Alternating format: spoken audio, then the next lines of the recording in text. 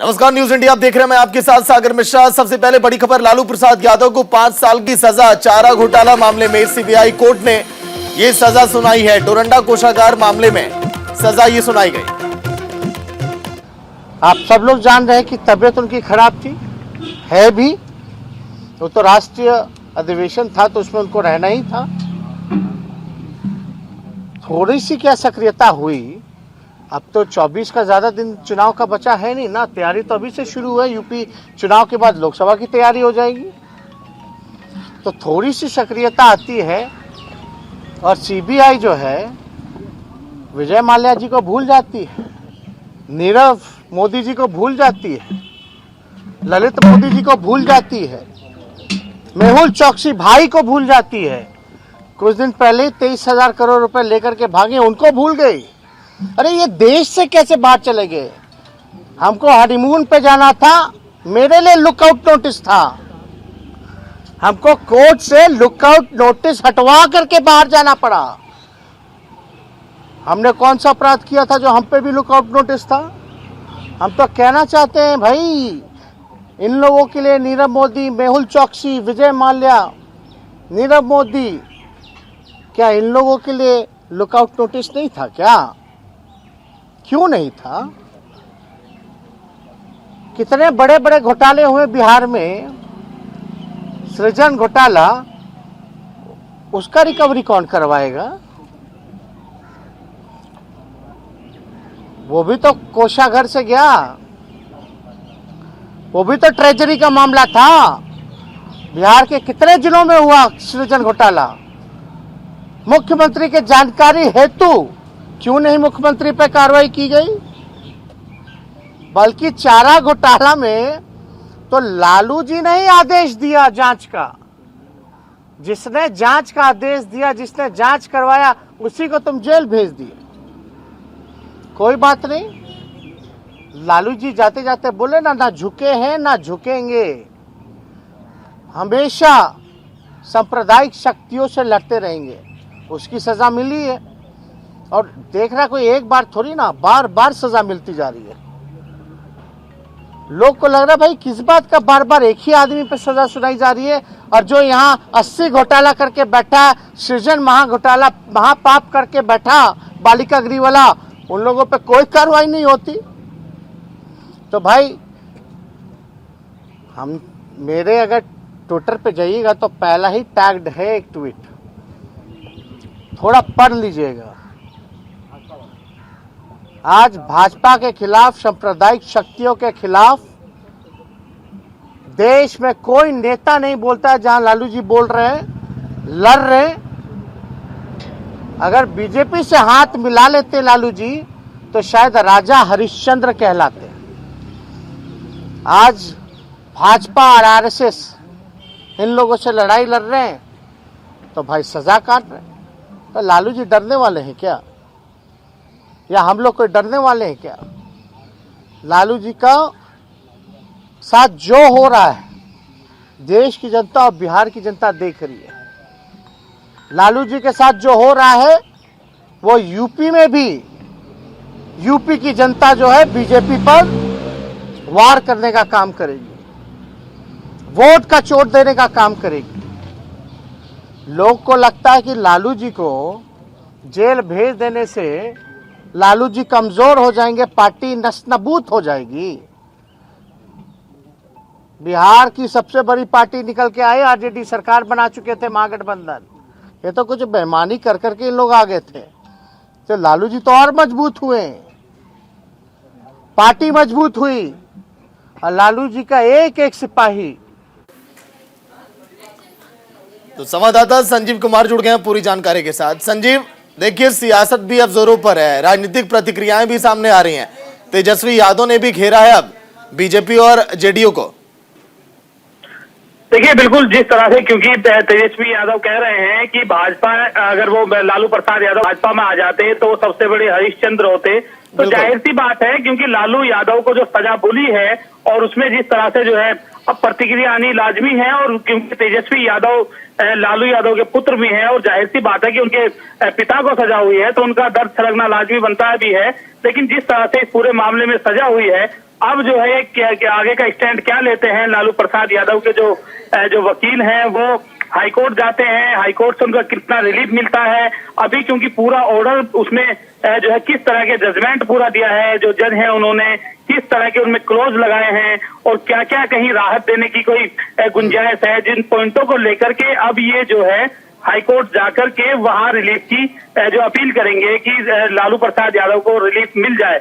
लेकिन क्योंकि अभी इस पूरे मामले में सजा हो चुकी है, सजा भूल गई है और अब लालू प्रसाद यादव क्योंकि हॉस्पिटल में है और उनकी तबीयत है, उसको लेकर के जो है कहा गया है कि काफी उनको बीमारियां हैं, कई तरह की बीमारियों से वो ग्रसित हैं, उनको जो है रिलीफ देने की बात भी कोर्ट के सामने रखी थी दलीलें, लेकिन कोर्ट ने उनको दरकिनार करते हुए जिस तरह से सजा दी है, अब देखने वाली बात होगी कि लालू प्रसाद यादव के जो वकील है वो किस तरह का आगे का स्टैंड लेते हैं। लेकिन संजीव देखिए, जो तेजस्वी बात कह रहे हैं कि ये बदले की राजनीति है पूरे मामले और केस को देखते हुए, क्या आप इस बात से इत्तेफाक रखते हैं क्या?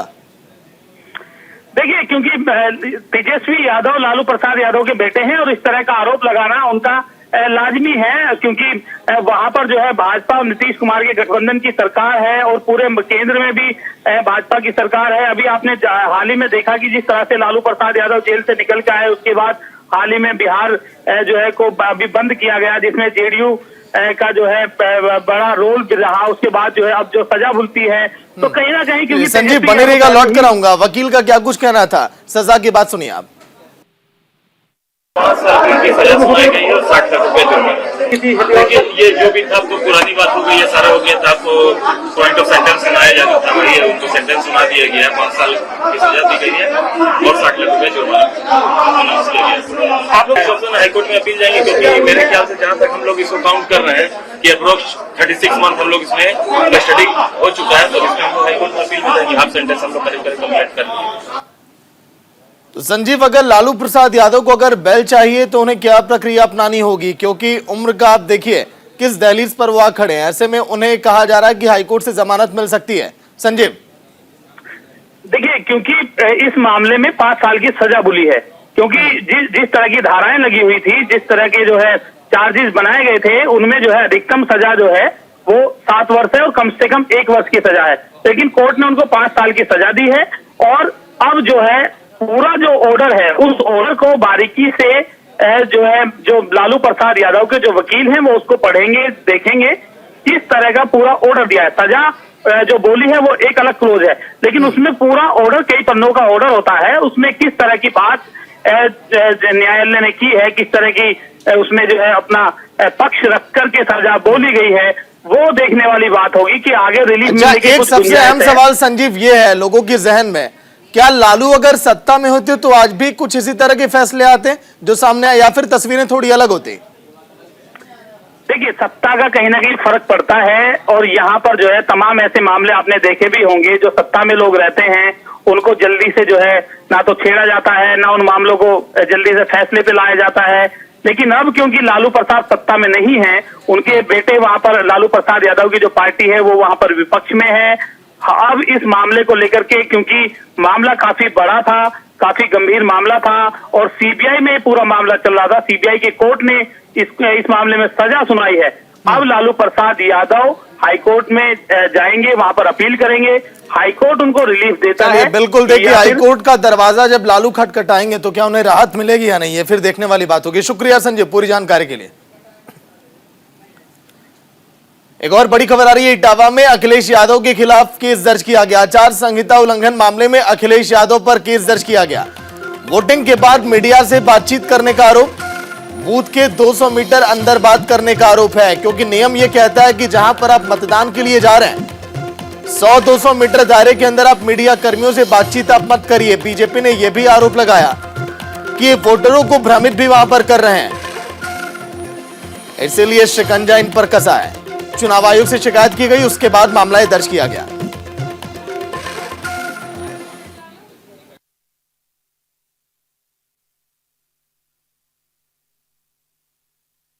तो वोटिंग के बाद मीडिया से बात करने का आरोप अखिलेश यादव पर। 3 चरण का चुनाव संपन्न हो चुका उत्तर प्रदेश में और चौथे चरण का रण महज अब केवल 1 दिन अब बचे हैं, लेकिन मीडिया कर्मियों से बातचीत पोलिंग बूथ पर 100 मीटर दायरे के अंदर क्योंकि नियम ये कहता है कि ऐसा करना आचार संहिता का उल्लंघन है, लेकिन अखिलेश यादव ने किया। बीजेपी को एक मौका मिला और बीजेपी ने शिकायत की चुनाव आयोग से।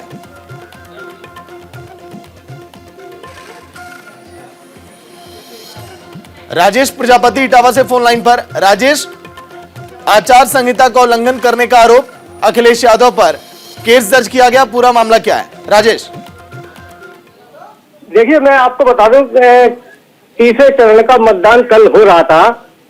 उसी दौरान अखिलेश यादव सपा के जो पूर्व मुख्यमंत्री हैं अपने काफिले के साथ आए और देखने वाली बात ये थी कि जहां इन्होंने मीडिया को अपना इंटरव्यू दिया है वो बूथ से करीब 15 मीटर का भी डिस्टेंस नहीं था। ये सबसे बड़ी बात थी। इसी चीज को लेकर भाजपा के लोगों ने संज्ञान में लिया और उन्होंने इसकी शिकायत की।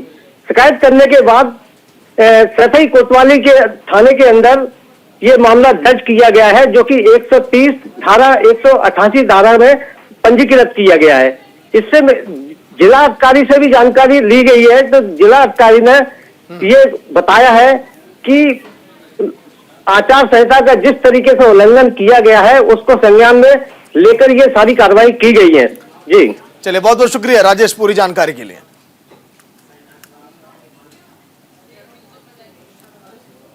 तो चलिए सीधे चलेंगे ऋषि मुनियों की तपोस्थली यानी कि सीतापुर में, जहां पर देश के गृहमंत्री अमित शाह संबोधित कर रहे हैं। सुनिए आप। के सामने दो रास्ते हैं। एक रास्ते पर घोटाले के गड्ढे हैं, उसी रास्ते पर परिवारवाद का स्पीड ब्रेकर है, उसी रास्तों पर माफियाओं का टोल टैक्स वसूली करने का एक स्टैंड भी आया है और गरीबों और महिलाओं को वो रास्ते पर नो एंट्री है। बताओ भाई, वो रास्ते पर जा सकते हैं क्या? जिस रास्ते पर घोटाले के गड्ढे हो, परिवारवाद का स्पीड ब्रेकर हो, माफिया की टोल वसूली हो और गरीबों और पिछड़ों का एंट्री ही न हो, वो रास्ता यूपी का भला कर सकता है क्या? चिंता मत करो, एक ही रास्ता नहीं है, दूसरा रास्ता भी है। दूसरा रास्ता गरीब कल्याण और सबका साथ, सबका विकास का रास्ता है। माताओं, भाइयों, बहनों, उत्तर प्रदेश के अंदर हमारे मुख्यमंत्री योगी आदित्यनाथ जी ने 42 लाख आवासों का निर्माण कर गरीबों को घर की सुविधा देने का काम किया।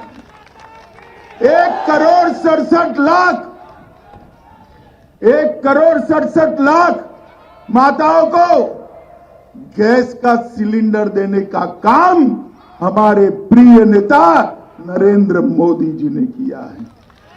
2,61,00,000 गरीबों के घर में 2,61,00,000 गरीबों के घर में शौचालय बनाने का काम नरेंद्र मोदी जी ने किया है। 1,41,00,000 घरों में आजादी के 70 साल के बाद भी बिजली की लाइन नहीं थी, बिजली पहुंचाने का काम नरेंद्र मोदी जी ने किया है।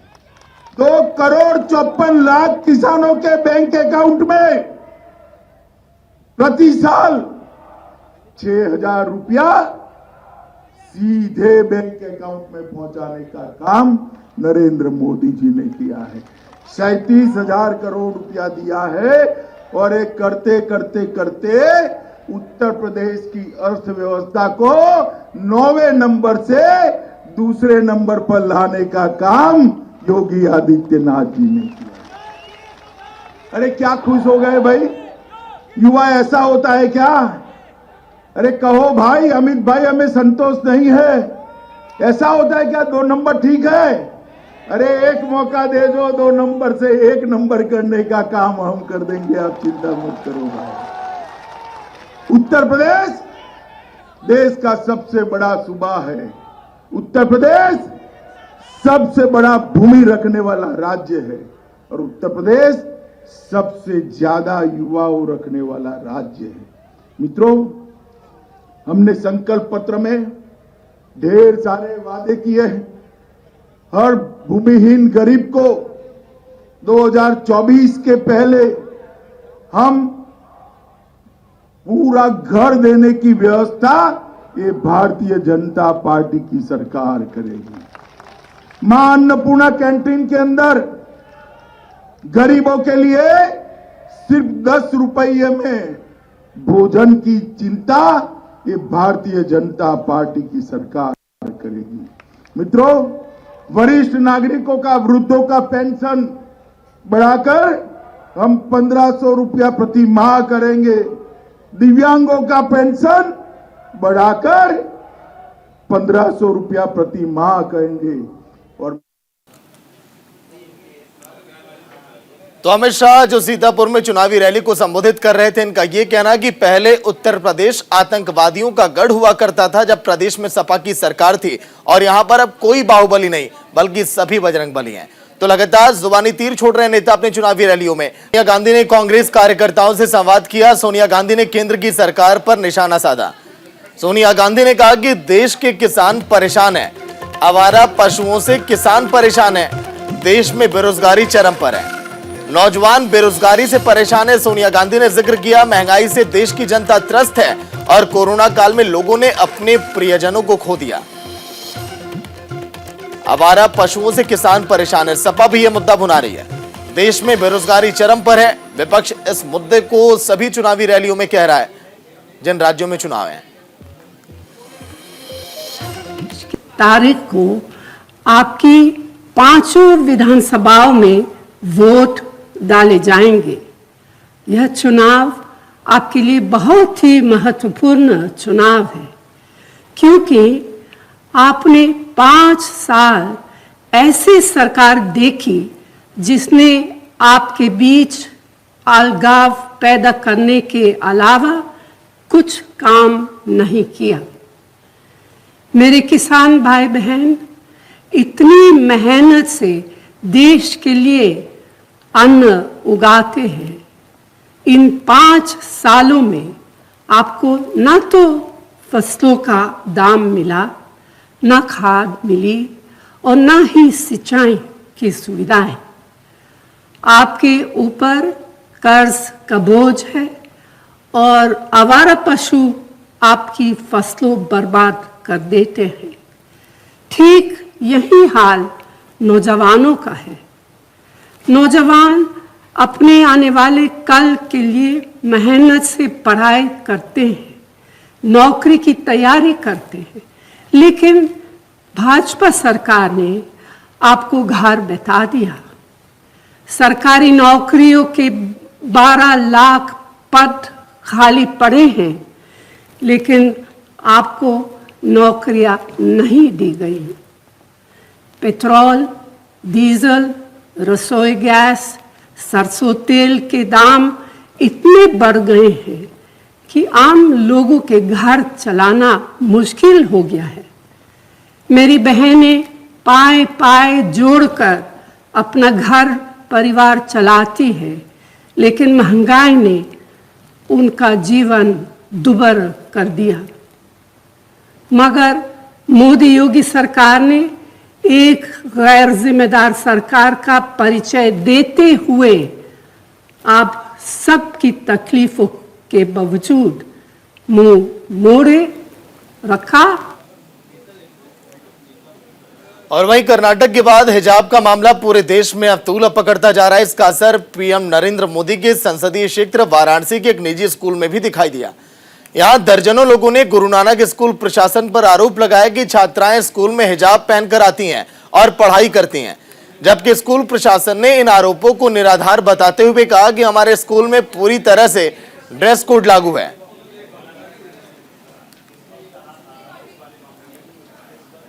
तो हिजाब पर प्रदर्शन बवाल तो पूरे देश में आप देख रहे होंगे, क्योंकि कर्नाटक की गलियों से सुलगती ये आग जब निकली देश के कोने कोने में, तो जिस तरह से कोहराम मचाया, प्रदर्शन का दौर भी आपने देखा, लेकिन अब ये सुलगती आग पहुंची पीएम नरेंद्र मोदी के संसदीय क्षेत्र वाराणसी में। नहीं, ऐसा कुछ है ही नहीं यहाँ पे। यहाँ ड्रेस कोड इम्प्लीमेंटेड है ऑलरेडी, सबको ड्रेस में आना रहता है और कोई भी यहाँ पे वो धारण करके नहीं आते बुर्का, बिल्कुल नहीं। ये ये बच्चे ऐसे ही अपना कहानियाँ बना रहे हैं कि ऐसा बुर्खा पहन के आ रही हैं, कुछ नहीं, ऐसा नहीं है। आखिर ये लोग विरोध कर रहे थे? नहीं, ये तो अब मैं नहीं जानती इनको कौन है, ऐसे ही चले आ रहे हैं, अपना राजनीति चमका रहे हैं। मैं नहीं जान रही कौन है ये बच्चे। पहले मेरे पास भी आए थे, मैंने मना किया, फिर दोबारा आ रहे हैं, तो मैं क्या कर सकती हूँ? मैं तो बाहर तो किसी को रोक नहीं सकती हूँ, जो भी वो कर रहे हैं। ये बता रहे हैं कि कुछ वीडियो भी इनके पास में आया है। वीडियो तो वो बाहर छात्राएं वो उसको किया है, बाहर जो अगर कोई किसी से पूछ रहा है तो कुछ भी कहे तो मैं क्या कह सकती हूँ? खुद वो ड्रेस में है लड़कियाँ। क्लासरूम की बात कर रहे हैं। नहीं, क्लासरूम में भी बुर्खाज अलाउड नहीं है। आपका मामला को लेकर के अगर कहा जाए तो पूरी देश में एक तरह से आग कर लग गई है। इस समय आपको मौजूद है, देख सकते हैं साफ तौर पर गुरु नानक इंग्लिश स्कूल के पास में, और यहाँ पर कुछ बच्चे लोग यहाँ पर पहुँचे हैं और ये विरोध कर रहे हैं कि हिजाब पहन करके बच्चे स्कूल में आ रहे हैं। इनसे बात करते हैं। अचानक से सबसे पहले अपना नाम बताइए। मेरा नाम हिमांशु है। तो आज किस तरह का आप लोग यहाँ पे विरोध कर रहे हैं? ये देखिए, हम लोग चाहते हैं कि स्कूल में हमारे जो भाई बहन जिसमें पढ़ते हैं उसमें, और हमारे क्षेत्र का एक प्रतिष्ठित स्कूल है उसमें बच्चे ये अचानक जो कर्नाटका इशू के बाद जो हिजाब चला है, इसमें बच्चों का वो असर ना पड़े, वो कम्युनल रंग ना दिया जाए। यहाँ पे शिक्षा का ये मंदिर है, इसको शिक्षा का ही रहने दिया जाए। बच्चों का यूनिफॉर्म होता है क्योंकि उनके अंदर जाति, रंग, भेद, धर्म से ऊपर उठकर वो सभी एक जैसे दिखे, पढ़ाई करें, समानता के बारे में सीखें और शांति और प्रॉस्पेरिटी के बारे में किस प्रकार अपने देश बनाया जाए उसके सीखें। ये अचानक से जो कम्युनल रंग कौन दे रहा है, बच्चों को बरगला कौन रहा है, और उसके बाद अगर बच्चे हिजाब में अंदर आते हैं तो उनको स्कूल एडमिनिस्ट्रेशन को रोकना चाहिए, उनका कर्तव्य है उनको रोकना। तो आखिर ये चीज़ें यहाँ क्यों हो रही हैं? स्कूल एडमिनिस्ट्रेशन को हम निवेदन करने आए हैं कि कृपया मैडम, आदरणीय निर्मला राठौर जी से मेरी बात हुई, वो कहती हैं कि हमारे यहाँ हिजाब अलाउड नहीं है। तो फिर अचानक से ये चीज़ें हमारे यहाँ आखिर क्यों हो रही हैं? और वो अलाउड नहीं है तो उनको रोकना चाहिए बच्चियों को। आप जब स्कूल के पास में आए, जो आप बता रहे हैं कि मेरे पास में वीडियो है, क्या वो स्कूल के बच्चों का है? स्कूल के हम आदरणीय निर्मला राठौर जो यहाँ की प्रधानाचार्य हैं उनसे मैं मिला, उन्होंने वीडियो में भी वो स्पष्ट कह रहे कि हमारे यहाँ अलाउड नहीं, ड्रेस कोड में हिजाब है ही नहीं, हमारे अलाउड नहीं है। ठीक है, वो कहे कि ठंड की वजह से हो सकता है पहन के आई हो, लेकिन बच्चियाँ बोलेंगे नहीं, ड्रेस हम तो क्लासरूम में पहन के आ रहे हैं हिजाब, और प्रिंसिपल ने हमें अलाउ किया है। वो वीडियो भी स्कूल के जो बुर्का पहन के आ रही हैं हमारी बहनें, वो लोग बोल रही हैं। तो स्कूल का जो है दायित्व है, जिम्मेदारी है कि सभी लोग, हमारी जो स्टूडेंट्स हैं, वो जाति, रंग, भेद, धर्म से ऊपर उठकर यहाँ पढ़ाई करें। देश में एकता कैसे हो, सद्भावना कैसे हो, उसके बारे में यहाँ बातचीत करें। यहाँ कम्युनल और धार्मिक उदंडता, इस चीज़ें बातें नहीं होनी चाहिए। Guru Nanak wake up. लेकिन अभी जो प्रिंसिपल से बात हुई है, उन्होंने तो कहा कि ऐसी कुछ भी बात नहीं है, आप लोग बिना वजह का जो है मैंने मीडिया कर्मियों को, जितने हमारे मीडिया के सहयोगी हैं, सबको मैंने वो वीडियो भेज दिया जिसमें आदरणीय निर्मला राठौर जी भी बोल रही हैं, और जिसमें वो बच्ची जो बहन है हमारी, जो बुर्का पहन कर आई है, वो बहन भी बोल रही है कि हमें अलाउ किया गया है। तो वो वीडियो मैंने भेज दिया है, वो सभी आप लोग देखें। स्कूल के छात्र हैं? नहीं, मैं स्कूल का छात्र नहीं हूँ, मैं यहाँ का नागरिक हूँ। इस स्कूल में जो बच्चे पढ़ाई करते हैं उससे इस क्षेत्र पे असर पड़ता है। आप इसमें क्या पढ़ा रहे हैं, यहाँ की शांति और सद्भावना पे वो असर पड़ता है। तो इस स्कूल में वही पढ़ाई, मेरे छोटे भाई बहन पढ़ते हैं, मैं यहाँ सेंट जोसेफ कॉन्वेंट स्कूल से पढ़ा हुआ बच्चा हूँ। Guru Nanak wake up. ये जो है कुछ स्टूडेंट हैं जो विरोध करने के लिए यहाँ पहुँचे हैं। हालांकि अभी इस बाबत जो है स्कूल के प्रिंसिपल से बात हुई, उन्होंने साफ तौर पे कहा है कि ऐसी कोई बात नहीं है। देख सकते हैं कि प्रशासन यहाँ पे भी पहुँच चुकी है, लगातार उनसे बात करने की कोशिश कर रही है। तो जिस तरह से हिजाब का मामला अगर कहा जाए तो पूरे जो है देश में जो है फैल चुका है, तो इसको लेकर के जो है यहाँ पर जो है लोग यहाँ विरोध करने के लिए पहुँचे हैं। तो हिजाब के फसाद ने ऐसा जन्म लिया कि देश के कोने कोने के बच्चे इस तरह के आंदोलन में शामिल हो रहे हैं जो हिजाब का विरोध कर रहे हैं, और कई बजरंग दल के कार्यकर्ताओं ने भी जमकर विरोध किया है।